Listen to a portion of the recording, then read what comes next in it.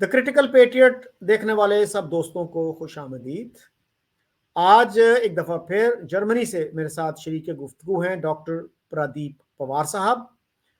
वो एक साइंटिस्ट हैं और हाल ही में वो इंडिया और फिर उससे भी ज़्यादा हाल में पुर्तगाल का दौरा करके आए हैं। तो उनसे पूछते हैं उनके तासुरात। इंडिया में एक मैंने इंटरव्यू उनके साथ ऑलरेडी किया है। मोटी मोटी बातें जो रह गई थी उसमें वो कर दें, उसके बाद पुर्तगाल में उन्होंने क्या देखा, फिर हम गुफ्तगू को आगे बढ़ाएंगे। अच्छा लग रहा है आपसे दोबारा दोबारा फिर मुलाकात हो रही है और आपके जो सवाल होते हैं बड़े तीखे होते हैं। मुझे थोड़ा उसमें चैलेंज भी फील होता है एंड आई लाइक इट। आपका सवाल जो मेरे इंडिया के बारे में है वो मैंने जी आपके पहले भी इलेबोरेट किया था और मेरे कुछ जो पर्सनल एक्सपीरियंस रहा है, मैं गाइडेड मैंने वहाँ पर टूरिज्म नहीं किया, मैंने खुद ही अब गाड़ी उठाई है और मैं बस्तियों में पहुँचा हूँ और हम्म, जहाँ जाके मैंने थोड़ा-सा इन्फॉर्मेशन लेने की कोशिश की कि ये इंडिया में हिंदू, मुसलमान और ये जो ये बातें बाहर के चैनल में दिखाई जाती हैं कि मुसलमानों को साथ ऐसा हो रहा है, ऐसे हो रहा है, तो उसमें मुझे बहुत सारी नॉलेज गेन करने का मौका मिला। बड़े अच्छे लोग मिले, जो मुस्लिम थे, जिन्होंने मेरा साथ दिया, उन्होंने घर में बुलाया और मुझे उन्होंने फैसिलिटेट किया और कुछ लोग ऐसे भी मिले जिन्होंने मेरे से बात करना नहीं पसंद किया और वो हर सोसाइटी में आपको मिल जाते हैं ऐसे लोग। लेकिन एक बात जो मैंने बिल्कुल वहाँ नोट की है कि जो जो जो इन जो जो इंडियन मुस्लिम्स हैं, वो इंडिया के बारे में क्या सोचते हैं और उनका तासुर क्या है और उनकी स्ट्रैटेजी क्या है। तो उसमें मैं अपने आप को कह सकता हूँ कि मैं उस चीज़ को जानने में फ़ेल हो गया। हम्म, वो स्टेट टू स्टेट और सिटी डिफरेंस है, उनमें डिफरेंस है बहुत ज़्यादा। और मुझे थोड़ा-सा ये लगा कि जो इंडिया के मुस्लिम्स हैं, दे आर कन्फ्यूज़्ड।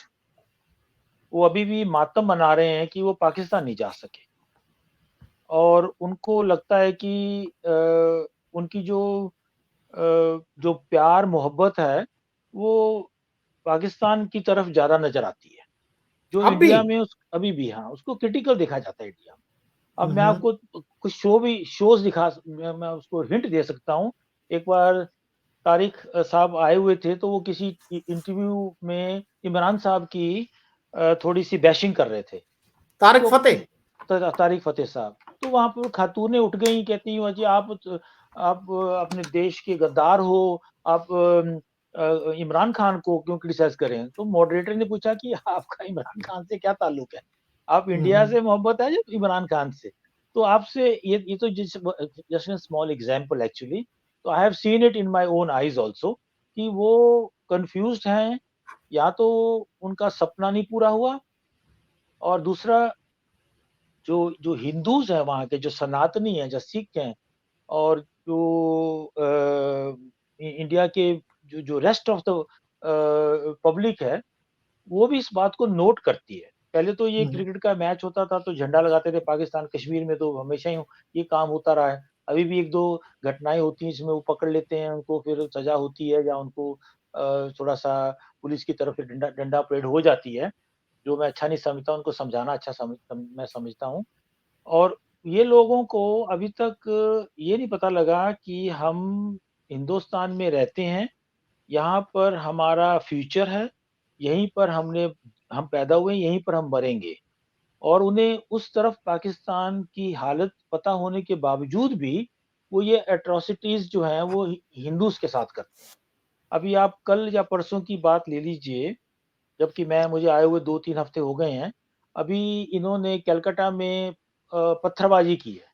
क्यों पत्थरबाज़ी की जी? उनका हिंदुओं का त्योहार था नवरात्रि का, तो वो इनकी गली में से निकले, इनकी मस्जिद के पीछे से निकले हैं, तो उन पे पत्थर मार दो। जब रिटेलिएशन होती है, फिर ये विक्टिम कार्ड खेलना स्टार्ट कर देते हैं कि अरे हमें पकड़ लिया, मार दिया, न्यूज़ चैनल को बुला दो, ये कर दो, वो कर दो।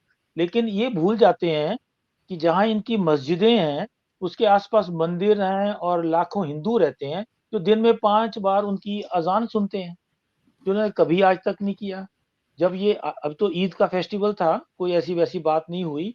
जब ये बकरीद वगैरह करते हैं, तो गलियों में काटते हैं बकरियाँ ये। तो कोई हिंदू नहीं कहता है। फिर ये जो गाय का मीट है उसको ये मोटा मांस बोलते हैं। वो भी लेके आते हैं, तब इनको रास्ते में कोई नहीं पकड़ता।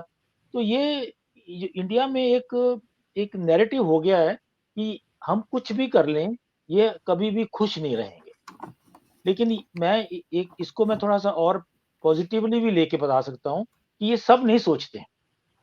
एक बहुत बड़ा तबका इंडिया में है मुसलमानों का, जो बहुत खुश है और वो बहुत इंटेलेक्चुअल बेस के ऊपर अपनी ज़िंदगी चलाते हैं और वो पूरे इंडिया की हर इंफ्रास्ट्रक्चर में जहाँ भी चाहे सिक्योरिटी फोर्सेस हैं या पुलिस है, ऑफिस हैं या कुछ भी है, आप ब्यूरोक्रेट्स हैं, उसमें वो बिल्कुल इंटीग्रेटेड हैं। बहुत बड़े-बड़े नाम मैं आपको ले सकता हूँ, लेकिन एक छोटा-सा एक बहुत एक यानी मैं स्टैटिस्टिक में नहीं जाऊँगा, वो जो हैं, उन लोगों को अभी तक समझ में नहीं आया। और आप अंदाज़ा लगाइए कि बहुत सारे जो पॉलिटिशियंस हैं, वो माइक पे जाके ये बोल देते हैं कि हमें 10 मिनट दे दो, 15 मिनट दे दो, हम हिंदुओं का हशर कर देंगे। आप ये अकबरुद्दीन इमेजिन अवैसी जी। हाँ, वैसे जैसे और भी बहुत हैं, जिनको कुछ हम्म, कइयों को तो जेल भी हो चुकी है। वो ये बातें कहते हैं और अगर आप इसको इमेजिन कीजिए कि कोई हिंदू या सनातनी या सिख कल जाके कराची में, लाहौर में ऐसा बोल दे, तो उसकी तो गर्दन उड़ा देंगे। हम्म, इनको ये समझते हैं कि डेमोक्रेसी जो है वो हमारे लिए है। जब हम पे कोई हाथ उठाएगा तो हम विक्टिम कार्ड खेलेंगे, अदरवाइज़ हम जो हैं वो एंटी इंडिया बैशिंग करते रहेंगे। इनमें आप हम्म, जो 2-3 यूट्यूबर्स हैं, उनको भी मैं बीच में ले लेता हूँ या अरफा खानूम वगैरह हैं, वो हमेशा ही एंटी इंडिया ही बोलते हैं। लेकिन उनको आज तक किसी ने नहीं जेल में डाला, किसी ने नहीं पकड़ा, उनको हथकड़ी नहीं लगाई। उनको पूरी आज़ादी है, जो वो बोल सकते हैं उनको बोलने की आज़ादी है। तो फिर उसके बावजूद भी डेमोक्रेसी खतरे में है, ये खतरे में है, हमारे साथ एट्रोसिटीज़ ही है। अरे भैया आप लोग पढ़ो, स्कूल फ्री में है। कॉलेज तक आपको वज़ीफ़े मिलते हैं। अभी यूपी में जो सबसे बड़ी स्टेट है, जहाँ सबसे ज़्यादा मुस्लिम मेरे हिसाब से रहते हैं, उसमें वो योगी जो आदित्यनाथ उनका नाम है, उन्होंने मुसलमानों की एम्पावरमेंट के लिए सबसे ज़्यादा काम किया हुआ। सबसे ज़्यादा टॉयलेट्स उनकी घर 40% तो सरकार ने मुसलमानों को घर बाँट दिए और उनकी जो वज़ीफ़े दिए हैं, मोदी साहब भी बोलते थे ना, एक हाथ में कुरान और एक हाथ में कंप्यूटर पकड़ो। लेकिन ये जो नैरेटिव वहाँ पर प्रोड्यूस किया जाता है मुसलमानों की तरफ से, ये एक कॉन्ट्रा प्रोडक्टिव है और इसके ऊपर बहुत सारे मुस्लिम जो खुद बोलते हैं कि ये अच्छी बात नहीं है, लेकिन वो माइनॉरिटी में लगते हैं मुझे। नहीं, कोई किसी ने किसी मुस्लिम ने अगर रामायण का या गीता का कोई पाठ पढ़े, उसपे फतवा जारी हो जाता है, तुम नहीं कर सकते। तो ये जो बिहेवियर है, इसको लगता है कि मुसलमानों को खुद अपने आप सोचना पड़ेगा कि हम मुल्क में हैं, वो टू नेशन थ्योरी खत्म हो चुकी है। पाकिस्तान का एक हिस्सा टूट चुका है और खुद जिन्ना साहब ने बोला था कि भई जितने बाकी रह गए हैं, आप यहीं रहो, इंटीग्रेट करो। फिर भी ये आँसू बहाते हैं उसका मुल्क के लिए। जो इनको लाइक नहीं करता, जो इनको मुहाजिर समझ के दुलत्तियाँ मारते हैं। ये मुझे ये बात अभी तक समझ नहीं आई, शायद मुझे एक ट्रिप और लगाना पड़ेगा और ये आरिफ मोहम्मद खान जैसे लोगों के साथ बैठना पड़ेगा और ये समझना पड़ेगा कि ये मेंटालिटी ऐसी क्यों डेवलप हुई है। अच्छा प्रदीप जी, आरफा खानम शेरवानी जो हैं वो तो ये कहती हैं कि मैं तो बड़ी पेट्रियाटिक इंडियन हूँ, मेरा तो क्रिटिसिज्म जो है ना वो गवर्नमेंट के खिलाफ होता है। और दूसरा आपने बीफ की बात की, बीफ पे पाकिस्तान में एक केस बड़ा मशहूर हुआ था अखलाक अहमद का, कि एक आदमी को, अखलाक जिसका नाम था, उसको मार दिया गया इस सस्पिशन पे कि उसके पास बीफ था, हालांकि वो मटन था। तो इस इन चीज वाकयात के बारे में क्या कहेंगे? जो गौ रक्षा स्क्वाड्स थे, विजिलांतीज थे, अब वो खत्म हो गया है मसला? नहीं, खत्म तो नहीं हुआ लेकिन इतना वो कम है कि उसको मीडिया में नहीं आता है। और हम्म, अगर ऐसी इंडिया में कोई हरकत होती है, तो हम्म, मीडिया एकदम से उसके ऊपर आ जाता है। वहाँ छुपाया नहीं जाता और जो जो जो मेरे जैसे लोग हैं, वो वॉइस उठाते हैं कि ये गलत हुआ है और इसके इसके ऊपर कानून जो है अपना पूरा का पूरी लाठी चलाता है। यहाँ पर ऐसा नहीं है कि उसको छुपा दिया, जिन्होंने आके उसके उसको उस उसकी उस उसको मोलेस्टेट किया, उसकी डेथ हुई, वो लोग जेलों में सड़ेंगे, वो बाहर तो आएँगे नहीं, क्योंकि सरकार जो है, कानून है, वो सबके लिए उन्होंने एक ही बना रखा है। और ये चीज़ें आपको पाकिस्तान में नहीं मिलेंगी। अभी आप मैं आपको शायद ये कुछ दिन पहले की बात है कि एक कोई हिंदू या कोई माइनॉरिटी का आदमी अपने घर के दरवाजे के सामने बैठा केला खा रहा था। उसको उन्होंने मार-मार के उसको अधमूरा कर दिया कि तुमने भैया रमज़ान में कैसे केला खा लिया। ये बात फ्रांस में हुई है, ये लंदन में एक खातून खा रही थी। तो ये हर जगह अपना अपना इस्लाम ले जाते हैं और दूसरे की जो जो फीलिंग्स हैं, उसका मज़हब है, जो उसकी कल्चर को एक्सेप्ट नहीं करते। तभी ये हर जगह मार खा रहे हैं। हर जगह मैं आपने पुर्तगाल की बात की है, तो पुर्तगाल में कितने लोगों को पाकिस्तानियों को डिपोर्ट किया गया। इसी मामले में कि उन्होंने वहाँ के कल्चर को एक्सेप्ट नहीं किया।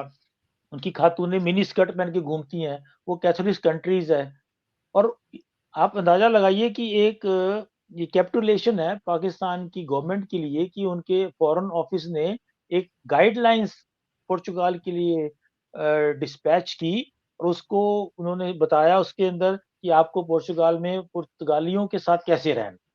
मैं चाहूँगा कि ये जो डॉक्ट्रिन लिखा गया है, ये 1 पेज लिखा गया है, ये पूरे पाकिस्तान के स्कूलों में, यूनिवर्सिटीज़ में दिखाएँ। वो एक ह्यूमैनिटी है कि आपको किसी कंट्री में जाके आप कैसे अपने आप को वो शो करेंगे कि भई ये मेरे आप लोगों ने मेरे को इंटीग्रेट नहीं करना क्योंकि मैं आपके मेरी इंटीग्रेशन ज़ीरो है आपके लिए और इसको यहाँ पर गलत नज़र से देखा जाए। और ये धीरे-धीरे आप अभी देखेंगे कि कुछ दिन पहले यूरोपियन पार्लियामेंट की सीटिंग में उन्होंने असाइलम सीकर का कोटा खत्म कर दिया, बंद कर दिया। वो कहते हैं बंद करो, बॉर्डर क्लोज़ करो और जो जिनका केस फेल हो चुका है उसको डिपोर्ट करो। अभी 2 डेढ़ महीना पहले 84 पाकिस्तानियों को म्यूनिख से डिपोर्ट किया। वो आपके किसी मीडिया में नहीं आएगा। और संडे को गवर्नमेंट ऑफ जर्मनी ने क्रिमिनल रिपोर्ट पेश की है, जिसमें ये लिखा हुआ है मैं कोट करता हूँ कि Pakistanis are 9 time more criminal than any other community in Germany. I am not talking about Europe.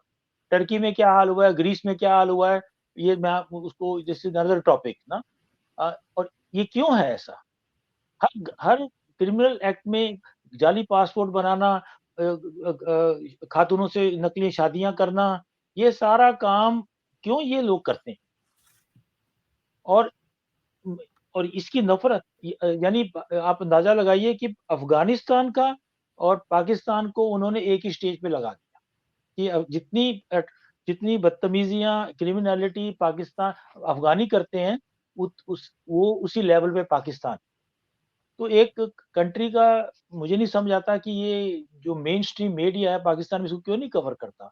ये जो इतने फिलोसोफर्स बैठे हुए हैं, वो क्यों नहीं इसको कवर करते? इसके ऊपर काम क्यों नहीं होता? कि भई कैसे इस सोसाइटी को हम जाहिलता से बाहर निकाल के एक एजुकेशनल ब्रॉड माइंडेड सोसाइटी में लेकर आएँ। इंडिया क्यों तरक्की कर रहा है? इंडिया की तरक्की के पीछे यही काम है। एक तो लिबरल्स वहाँ पर हैं, दूसरे एक इंटेलेक्चुअल बेस बहुत अच्छा बना हुआ है। यहाँ 65,000 अकेडमिया आके बैठा हुआ है चौधरी साहब, जो यहाँ पर हाई पोस्ट है मेरी तरह, डायरेक्टर की पोस्ट है, सीनियर डायरेक्टर की पोस्ट है, साइंटिस्ट हैं। सिर्फ आईटी वाले नहीं हैं, आर्किटेक्ट भी यहाँ बुलाए जा रहे हैं। तो वहाँ दूसरी तरफ हमारा मेरा पड़ोसी मुल्क है जिसको ये बुरी नज़र से देखते हैं। उसकी तरफ उनकी जो उनका जो बिहेवियर है वो बिल्कुल नेगेटिव है। तो नेगेटिव तो इन्होंने उसको शो किया है ना तभी नेगेटिव हुए। तो अब घर अच्छा। बैठे तो किसी जर्मन को, फ्रांस को, इटली वाले को पाकिस्तान से नफ़रत क्यों होगी? हुँ, हुँ। क्योंकि ये हर हर इन गलत काम में ये इंटीग्रेटेड हैं। और फिर आपके जो यूट्यूबर्स हैं वो कहानियाँ सुनाते हैं अजीब-अजीब सी। हुँ, हुँ। अच्छा, आपने यूट्यूबर्स की बात की। इंडिया के बारे में कहा जाता है आजकल कि जी वहाँ का जो मीडिया है it is no longer free and fair, वो गोदी मीडिया बन चुका है। और वहाँ पे जो जर्नलिस्ट हैं रविश कुमार जैसे, करण थापर जैसे, आरफ़ा खानम शेरवानी, राना अयूब, उनके लिए ज़िंदगी मुश्किल हो गई है। नहीं, ऐसा कुछ नहीं है, हुँ, क्योंकि जिनके आपने नाम लिए हैं, ये सारा दिन इंडियन बैशिंग करते हैं, लोग सुनने हुँ, को आदी नहीं रहे। रवीश कुमार जब भी मुँह खोलेगा, वो अ, यानी लोग हँसने लग जाते हैं कि यार तुम्हारे पास कुछ और नहीं है बताने के लिए, ये तो हमें पता है। नेगेटिव हुँ, अब उनको भी न्यूज़ चैनल से निकाल दिया, प्राइवेट अपने काम चलाते रोटी के लिए काम कर रहे हैं। अरफा खानुम जो है उसके आप पुराने वीडियोज़ देख लीजिए, इतना डेरोगेटरी बोलती है। मैं आपको 50 वीडियो भेज सकता हूँ जो जेएनयू में उसने भाषण दिए हैं, बाहर आके उसने वो अपने आप को पैट्रियट कहती है। वो फँस गई एक बार आरिफ मोहम्मद साहब के इंटरव्यू लेने गई थी। उन्होंने उसको ऐसा धोया कि वो शायद दोबारा कभी उसने हिम्मत नहीं की कि आरिफ साहब से मैं इंटरव्यू लूँ। तो ये लोग क कन्फ्रंटेशन जब इनको कोई करता है तो ये यूट्यूब चैनल छोड़ के भाग जाते हैं। और ये करण थापड़ साहब की आपने बात की है, मैं ये इनका सबसे बड़ा जो बेनिफिट है, ये थोड़ा ब्रिटिश एक्सेंट में इंग्लिश बोलते हैं, दैट्स ऑल। और ये भी सारा दिन इंडियन नेगेटिव मीडिया को ही प्रमोट करते हैं। जब इनको इनके पास कोई गेस्ट आता है, वो गेस्ट भी ऐसे बुलाए जाते हैं जो उनके साथ सहमत होते हैं। और इनका इतना बड़ा वो नहीं है कल्चर, सुनने का कल्चर लोगों का इतना बड़ा नहीं है। इंडिया में कुछ हैं यूट्यूबर जो काफ़ी पॉपुलर हैं। एक की तो आपने भी इंटरव्यू की थी, सोनम महाजन है, वो भी बिल्कुल टू द पॉइंट बात करती हैं। और अपने जो हैं मेजर गौरव आर्या साहब हैं, उनको लोग लाइक करते हैं। शरीन साहब हैं, वो भी आते हैं टीवी के ऊपर। ऐसे में बहुत सारे नाम लेके आपको बता सकता हूँ, जो काफ़ी अच्छे ढंग से वहाँ पर शो करते हैं। और कुछ पाकिस्तान के भी यूट्यूबर्स हैं जो बाहर रहते हैं, उनमें ताहिर साहब हैं, उनमें अज़ाकिया साहब हैं, उनको लोग सुनना पसंद करते हैं। क्योंकि वो टू द पॉइंट बात करते हैं और एनालाइज़ के साथ उसको डिस्क्लोज़ करते हैं और ना कि कोई बैशिंग करते हैं। फैक्ट के साथ आते हैं। आपने तो कईयों की इंटरव्यूज़ ली हैं, तो I think you were also very much impressed like me. तो लेकिन आपके कुछ हैं गलत फैक्ट्स पेश करेंगे। अभी एक चीमा साहब का मैंने यूट्यूब देखा जिसमें वो एक नेशनल टेलीविज़न में फ़िज़ा खान कोई हैं डॉक्टर, उनके साथ वो कर रहे थे, तो उसमें उन्होंने बोला कि 10% जो इंडियंस हैं वो वहाँ पर अच्छी ज़िंदगी जी रहे हैं। तो मुझे तो जी। चीमा साहब से बात करनी चाहिए कि ये स्टैटिस्टिक्स उन्होंने कहाँ से ली हैं? है हुँ, ना? जो जो ओएससी की डाटा है उसमें उन्होंने ये बोला है कि इंडिया में round about 490 millions Indians they are rich. ये अंगेला मेर्केल ने हनोवर ट्रेड फेयर में भी बोला था। उसको यहाँ पर बहुत बातें सुननी पड़ी कि तुम सिर्फ इंडियन रिच लोगों के ऊपर ही बात करती हो, जो जो एक पॉवर्टी है उसके बारे में बात करो। उसने कहा मेरा ऐसा कहने का मतलब नहीं था। तो ये चीमा साहब ज़रा डिस्क्लोज़ करें कि ये 10% जो उन्होंने वो निकाल के लाए हैं, वो कहाँ से आया, कहाँ की स्टैटिस्टिक्स है, किसने उनको पेश की है? और दूसरा सवाल मैं उनसे ज़रूर ये पूछूँगा कि पाकिस्तान में कितने परसेंट लोग हैं, जो जो रिचनेस में आते हैं? तो इन अगर वो अभी शायद मैं नहीं उनको बैशिंग करना चाहता, वो यहाँ मौजूद नहीं है। जब कभी आप उनको इनवाइट करें या वो मुझे भी कॉन्टैक्ट कर सकते हैं, तो हम उस पे डिस्कस कर सकते हैं। मैं भी स्टैटिस्टिक लेकर आऊँगा, वो भी अपनी बताएँ। लेकिन ये ऐसा झूठ का माहौल फैलाना सिर्फ़ अपने एक माइलेज को लेना that I find it very, very bad. जी, मैंने भी उनका वो इंटरव्यू देखा जिसमें वो डॉक्टर फ़िज़ा अकबर खान के साथ आए थे और फ़िज़ा ने काफ़ी बातें की कि जी आप भी इंडिया को मिरर दिखाते हैं, आईना दिखाते हैं, मैं भी इंडियंस को मिरर दिखाती हूँ। तो उन्होंने ये भी कहा कि इंडिया की अक़लियतों की ज़िंदगी अजीरन कर दी गई है। तो क्या कहेंगे आप इसके जवाब में? चौधरी साहब ये this question itself is in shows how intelligent she is या। इंडिया में एक ही अक़लियत जो है, एक ही मिनॉरिटी है, जो मिनॉरिटी नहीं है, वो अपने आप को मिनॉरिटी बोलते हैं। 300 मिलियन पाकिस्तान से ज़्यादा मुस्लिम रहते हैं। सिर सिर के ऊपर डांस करते हैं, विक्टिम कार्ड खेलते हैं, उनको इतनी सहूलियतें दी जाती हैं। पता नहीं ये डॉक्टर साहब जो हैं, ये कहाँ की डॉक्टर हैं और कहाँ इन्होंने ये स्टैटिस्टिक्स पढ़ी है। इंडिया में और आप देखिए किसी और माइनॉरिटी को प्रॉब्लम ही नहीं है। वहाँ बुद्धिस्ट हैं, सिख हैं, जैन हैं, ज़ोरास्ट्रियन हैं, ज्यूज़ हैं। आपने कभी आज तक उनको सड़क पे प्रोटेस्ट करते हुए देखा है? सिखों का ठीक है, थोड़ा-सा बाहर से खालिस्तान का कुछ चल रहा है चक्कर, तो वो भी उनमें से प्रोमाइल भी नहीं होगा, जो इंडिया में उसको लोग लाइक करते हैं। लेकिन बाकी माइनॉरिटीज़ हैं, उनका तो कोई भी कंप्लेंट नहीं इंडिया के साथ। They are integrated in the Indian politics, Indian society and culture. and they are very much respected. ये लेकिन अभी सारा डॉक्टर साहब अभी जो है वो हुआ था ना, कहाँ मणिपुर में हुआ था इशू हाँ, क्रिश्चियंस के साथ, वो क्या था? मणिपुर में एक बहुत पुराना है, वहाँ पर बहुत सारी छोटी-छोटी इकलैतें बनी हुई हैं। वो उनका गवर्नमेंट के साथ भी एक वो है, एक स्ट्रगल है। वो मणिपुर का जो किस्सा है उसके बारे में हम लोग एक डिटेल में बात कर सकते हैं, क्योंकि वहाँ पर जो हुआ है वो it was actually shameful for India. उसमें पुलिस की जो और आर्मी का भी, पुलिस का ज़्यादा हक रहा है और उसमें वेपन भी यूज़ हुए हैं और या I can say it was not constitutional जो वहाँ पर हुआ है ना? लेकिन उसका एग्ज़ाम्पल दे के पूरे इंडिया को उसमें शामिल करना, it is actually not fair ना? अ, आप और सिटीज़ में चले जाइए, कश्मीर का डेवलपमेंट देख लीजिए जहाँ पर majority of people are Muslims. उनसे आप मैं जा नहीं सका, मुझे बहुत अफ़सोस हो रहा है कि बर्फ़ बहुत पड़ी हुई थी, ठंड बहुत थी और मेरा प्रोग्राम था कि मैं ज़रा नॉर्थ इंडिया भी घूमूँ, तो next time I think then I will make a trip over there. वहाँ पर कुछ यूट्यूब्स यंग लड़के-लड़कियाँ हैं, जिन्होंने जिन्होंने मुझे बोला था कि आप आइए, हम आपको घुमाएँगे। तो मेरा भी थोड़ा इंटरेस्ट था। मैं कभी आज तक कश्मीर नहीं गया। तो बाकी आप स्टेट में चले जाइए, पंजाब में मुस्लिम कितने रहते हैं, बिल्कुल सैटिस्फाइड। आप घर बैठे हुए हैं, सामने अज़ान की आवाज़ आ रही है, कोई आदमी बोलता नहीं है। ईद के ऊपर चले, दिल्ली में यही हाल है। हमारे नीचे मुस्लिम आदमी दर्जी है, वो उसको उसको मैं उससे कितनी बार उससे मैंने पूछा, कोई प्रॉब्लम नहीं है, कहता हमें। ये एक पाकिस्तान में नैरेटिव क्रिएट किया जाता है कि आप वो instead of looking at India, they should concentrate on their minorities, how they are being behaved. कहाँ से 20-25% से वो 1.5% आ गए हैं। अब वो 40-50 लाख जो सिंध में रहते हैं, they are all looking forward to come to India. तो 30 तक तो मेरा ख्याल पाकिस्तान में आपको हिंदू सिख नहीं मिलेगा।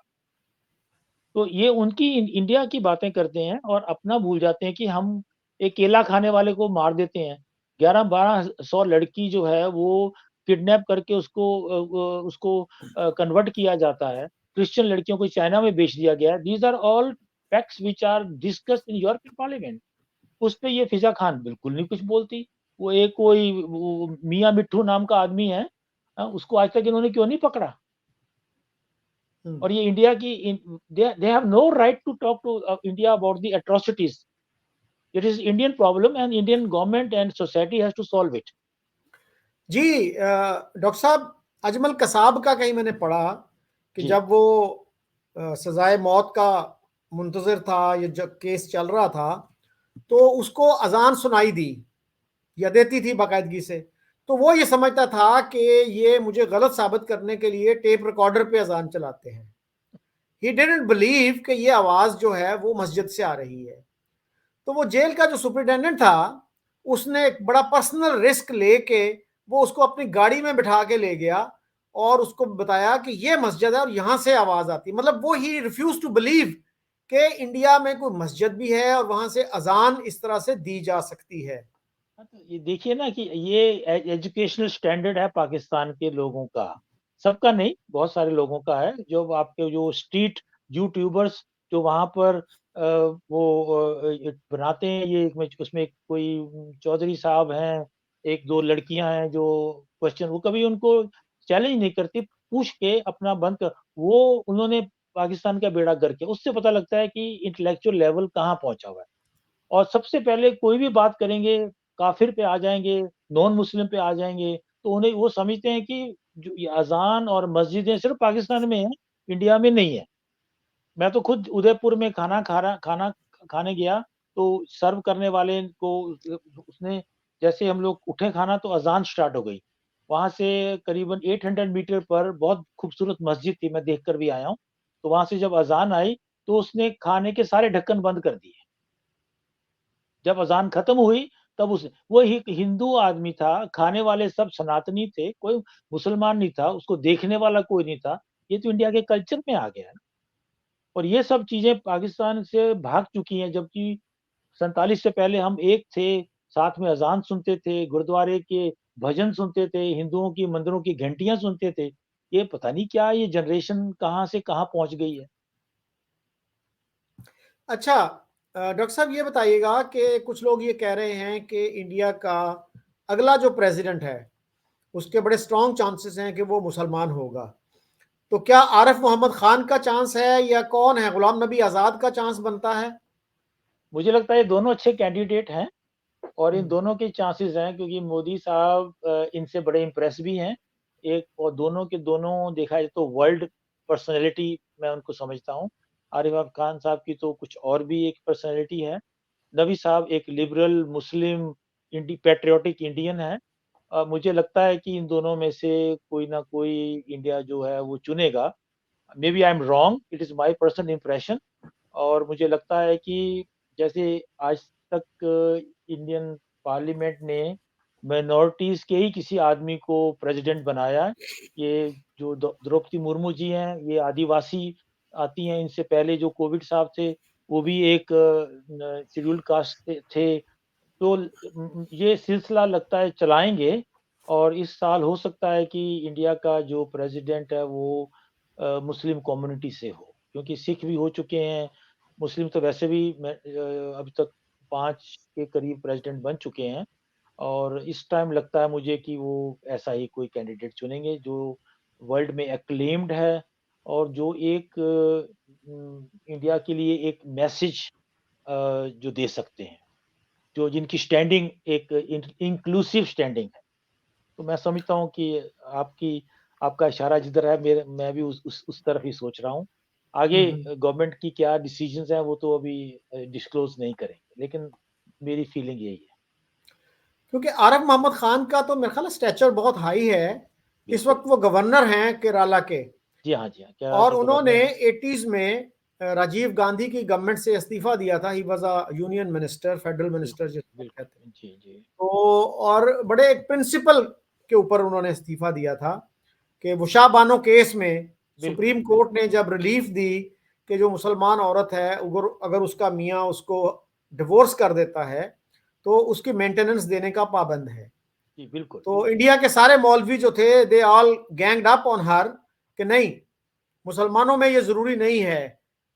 और उस पे फिर जो राजीव गांधी ने फिर लॉ पास करवाया कि बाकी जो रिलीजन्स हैं उनकी खवातीन को तो मेंटेनेंस देने का पाबंद है, उनका एक्स हस्बैंड, मुसलमानों को नहीं। तो उस पे फिर आरिफ मोहम्मद खान ने इस्तीफा दिया था जी हाँ, और जी हाँ। कैबिनेट के एक मिनिस्टर ने उनको कहा भी था कि तुम कोई वो रिफॉर्मर नहीं हो, सोशल रिफॉर्मर नहीं हो, और अगर एक कम्युनिटी गटर में रहना चाहती है तो तुम उसको क्यों निकालना चाहते हो गटर से। इस तरह की बात भी हुई थी।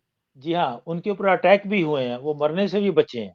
हम्म। और वो बोल्ड हैं, लेकिन वो बिल्कुल हर पब्लिक में जाके वो बोलने को तैयार हैं और अपना मौज़ू रखते हैं और उनकी बात जो होती है वो बिल्कुल फिलॉसॉफ़िकल नहीं होती, वो हिस्टोरिकल, फिलॉसॉफ़िकल एंड करेक्ट होती है। बिल्कुल वो डॉक्यूमेंटेड बात कहते हैं, जो मैं इसलिए उनका भी बहुत कायल हूँ। मैं उनकी इंटरव्यू जहाँ भी वो देते हैं मैं ज़रूर सुनता हूँ, सीखने को मिलता है।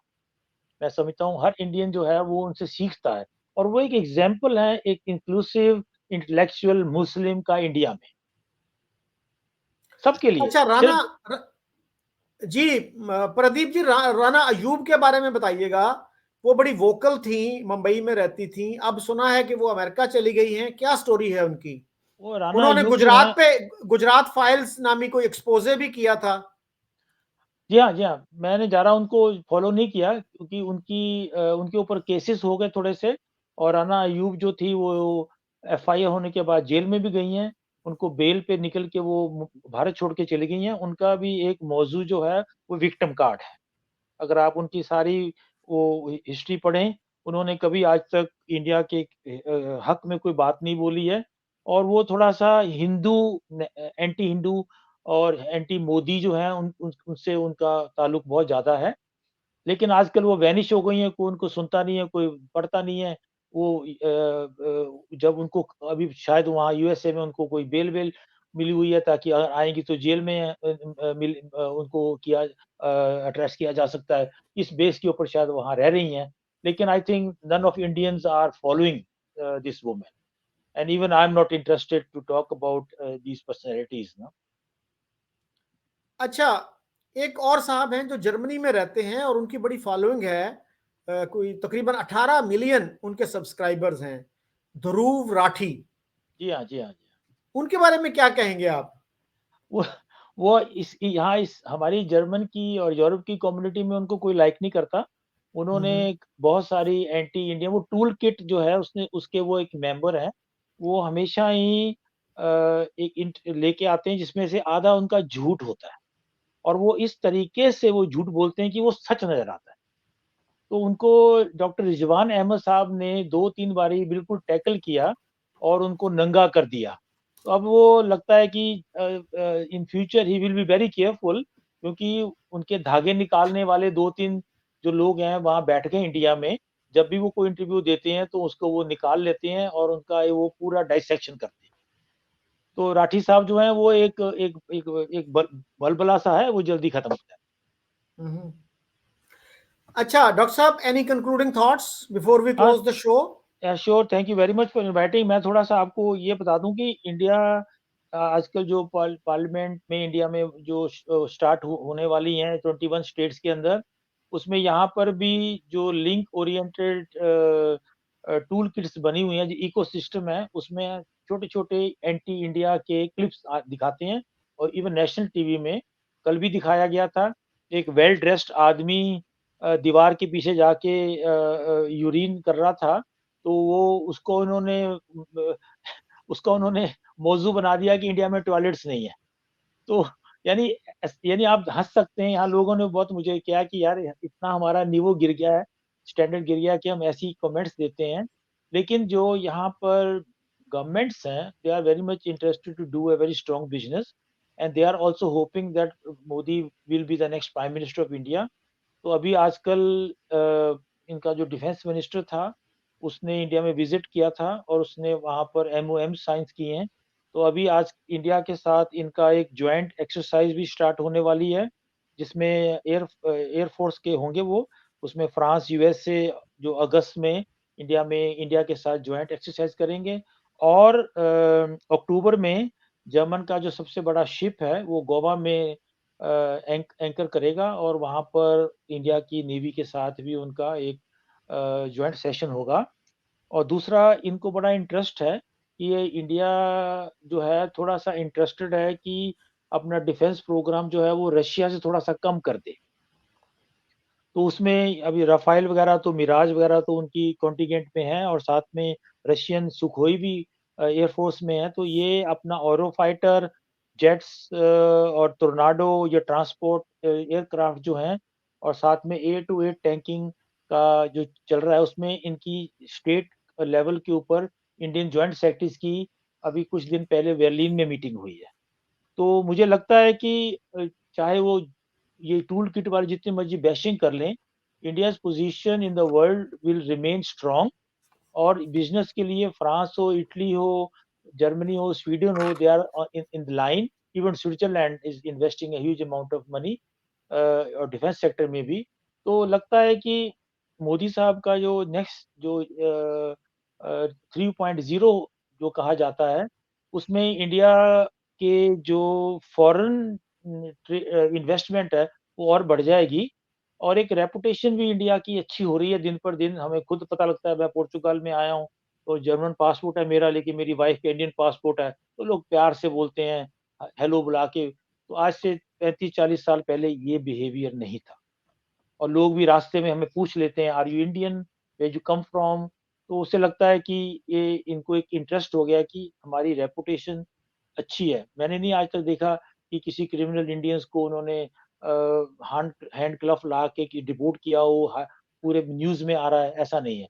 ये बांग्लादेशी और पाकिस्तानियों के साथ ही होता है और जो अफ़गानिस्तान के साथ ही होता thank you very much doctor साहब, आपने बड़ी शॉर्ट नोटिस पे मुझे वक्त दिया। है। Thank you. Thank you for inviting me. It was always a pleasure. I have more topics to discuss with you. We can start one small session. I will be very happy to sure. and highly obliged to give answer to your challenging questions. Alright, thank you. Thank you very much. All the best. Agil sir, take care of yourself and wish you you a good to. evening. Thank you.